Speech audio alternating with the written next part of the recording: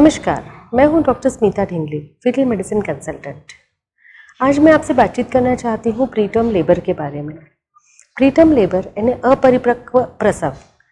आमतौर पर डिलीवरी जो होती है वो 37 वीक्स के बाद होती है।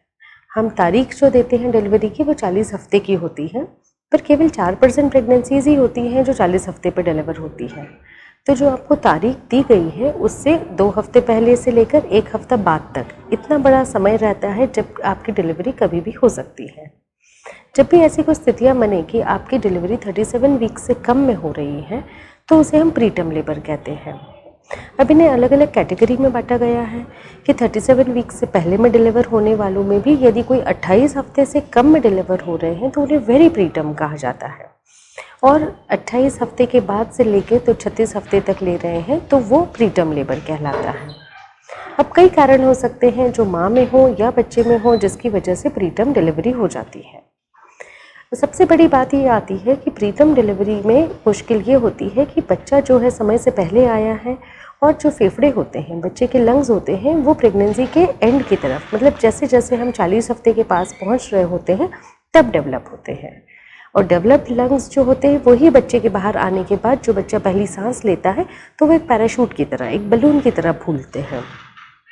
अब यदि समय से पहले डिलीवरी हुई है तो लंग्स का उतना डेवलपमेंट, फेफड़ों का डेवलपमेंट पूरा नहीं हुआ होता है, तो बच्चों को सांस लेने में दिक्कत आती है। दूसरी बात, ये बच्चे बहुत कमज़ोर होते हैं, इसलिए इनमें दूध पीने की क्षमता भी बहुत कम होती है। इनमें इतनी ताकत नहीं होती है कि ये माँ का स्तनपान कर सके। इन दोनों वजहों से इन बच्चों को न्यूनेटल आईसीयू में, यानी एनआईसीयू में रखने की ज़रूरत पड़ती है। फिर इनमें प्रतिरोधक क्षमता भी कम होती है तो इनमें इन्फेक्शंस के चांस बढ़ते जाते हैं। तो कुल मिलाकर प्री टर्म डिलीवरी होना बच्चे के लिए मुश्किल वाली बात होती है। अब इस स्थिति को रोकने के लिए इसकी हम कैसे जांच पड़ताल करें ये जानते हैं। तो प्रीटर्म डिलीवरी हम हिस्ट्री से शुरू करते हैं कि माँ में ऐसा कोई फैक्टर है, ऐसे कोई कारण है जिसकी वजह से प्रीटर्म डिलीवरी हो सकती है। तो उसमें सबसे पहले हम जानना चाहते हैं कि क्या माँ में कोई पहले ऐसे हो चुका है कि 16 हफ्ते के बाद उनका अबॉर्शन हो गया हो या समय से पहले कोई डिलीवरी हुई हो, क्योंकि पिछली हिस्ट्री यदि ऐसी है तो इस बार की प्रेगनेंसी में भी उनका चांस बढ़ता है।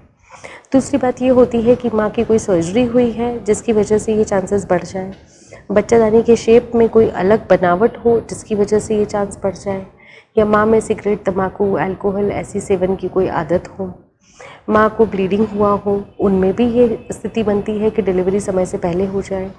कभी ट्विंस या ट्रिपलेट प्रेगनेंसी होती है, और स्पेशली ये रिप्रोडक्टिव मेडिसिन में जब हम आईवीएफ के प्रेगनेंसीज या टेस्ट ट्यूब बेबीज़ होते हैं तो उनमें ट्रिपलेट और ट्विंस के चांसेस भी ज़्यादा हो जाते हैं। और आईवीएफ के सिंगल वाले बच्चे जो रहते हैं उनमें भी प्रीटर्म डिलीवरी होने के चांस ज़्यादा रहते हैं। कभी प्रेगनेंसी के दौरान में ही बच्चे के आसपास का जो पानी होता है उसका रिसाव हो गया हो, या माँ में ब्लड प्रेशर वगैरह ज़्यादा बढ़ा हो और उसके बाद दर्द वगैरह आ जाए, या कभी कभी माँ के कुछ ऐसे कारण होते हैं जिसकी वजह से प्रीटर्म डिलीवरी करानी पड़ती है, जैसे कि ब्लड प्रेशर बहुत ज़्यादा हो गया, वो प्रीएक्लेम्शिया हो गई हो, या वो ब्लड प्रेशर की शिकायत उन्हें पहले से ही थी और अब कंट्रोल में नहीं आ रहा है, उनकी शुगर की प्रॉब्लम्स है जिसकी वजह से भी दिक्कत आ जा रही है। तो माँ की स्थितियाँ भी ऐसी होती है जिसकी वजह से कभी कभी प्रीटर्म डिलीवरी करानी पड़ती है। अब ये बात आती है कि प्रीटर्म डिलीवरी को हम रोक सकते हैं क्या। तो जब भी किसी महिला को प्रेगनेंसी के दौरान में ऐसी फीलिंग आए या ऐसा लगे, लक्षण आए कि उन्हें पेट के नीचे के हिस्से में दर्द हो रहा है, या रूटीन से कुछ अलग लग रहा है, भारीपन लग रहा है, या उन्हें लगता है कि बच्चे के आसपास जो पानी रहता है उसका रिसाव हो गया है, तो ऐसी स्थिति के असमंजस में रहने की बजाय वो डॉक्टर के पास आकर इन चीज़ों को चेक करवाएं। जब आप अस्पताल आएंगे तो आपकी डॉक्टर आपका जनरल चेकअप करेंगी, आपका पल्स, ब्लड प्रेशर, टेम्परेचर ये सारा नापेंगे। वो आपके पेट की जांच करेंगे कि क्या दर्द जैसी कोई स्थिति बन रही है क्या। वो बच्चेदानी का जो द्वार होता है उसका जांच करके देखेंगे कि क्या कहीं वो खुल तो नहीं रहा है, कहीं पानी का रिसाव तो नहीं है, कहीं ब्लीडिंग तो नहीं है। इन सब स्थितियों की जांच के बाद वो आपके कुछ ब्लड टेस्ट भेजते हैं जिसमें हम जानने की कोशिश करते हैं कि कहीं कुछ इन्फेक्शन वगैरह तो नहीं है। यूरिन टेस्ट किया जाता है और सबसे महत्वपूर्ण अल्ट्रासाउंड किया जाता है। अल्ट्रासाउंड में हम जानेंगे कि बच्चे की ग्रोथ कैसी है, आसपास का पानी कैसा है। नीचे के रास्ते से हम देखते हैं कि बच्चेदानी का द्वार कहीं खुल तो नहीं रहा है। ऐसी स्थितियों को रोकने के लिए हम क्या क्या कर सकते हैं वो भी इसका डिसीजन इन सारी टेस्ट के बाद लेते हैं। तो हम कभी कभी पाते हैं कि बच्चेदानी का मुंह खुला नहीं होता है, तो उन स्थितियों में हम प्रोजेस्टेरॉन के इंजेक्शंस देते हैं या टैबलेट्स देते हैं। माँ को थोड़ा रेस्ट करने के लिए कहते हैं। एंटीबायोटिक्स की ज़रूरत होती है तो एंटीबायोटिक्स भी देते हैं और किसी तरह से इस स्थिति को रोकने का प्रयत्न करते हैं। कभी कभी यदि सर्विक्स यानी गर्भाशय का द्वार थोड़ा सा ओपन हो तो हम टाँका भी लगाते हैं, जिसे सर्वाइकल स्टिच कहते हैं। उसके बाद फिर आपको प्रोजेस्टेरॉन की टैबलेट्स या फिर इंजेक्शंस पे भी रखा जाता है।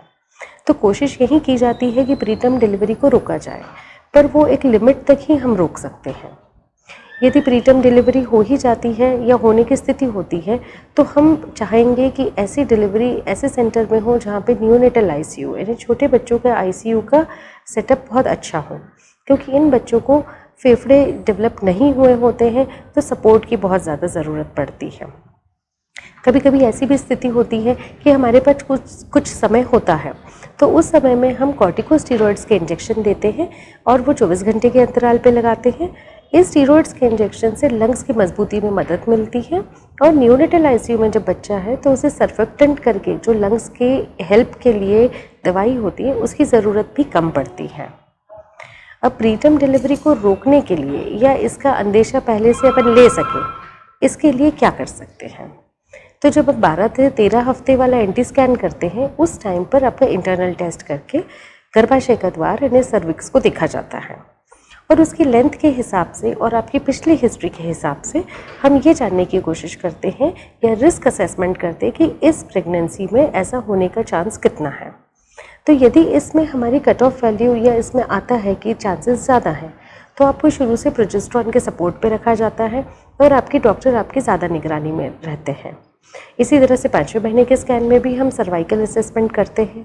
इन समय में यदि लगता है कि नहीं वो द्वार का रास्ता छोटा है तो हम स्टिच लगाने की बात सोच सकते हैं या फिर प्रोजेस्टेरॉन के इंजेक्शंस पर चलते हैं।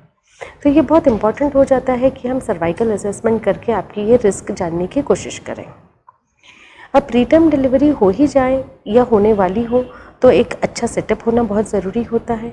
यदि हम किसी छोटी जगह पर हैं तो समय रहते यदि आप एक बड़े अस्पताल में आ जाए जहाँ पे माँ की भी केयर बराबर हो सके और छोटे बच्चे की केयर भी अच्छे से हो सके, इस बात का ध्यान रखना बहुत ज़रूरी होता है। तो यदि किसी भी प्रेगनेंसी के समय में हमें लगता है कि रूटीन से कुछ अलग है या कुछ ऐसे लक्षण आ रहे हैं जो आपको समझ में नहीं आ रहे हैं, तो आपको आपके डॉक्टर से मिलना चाहिए और उस चीज़ का निवारण करना चाहिए। धन्यवाद।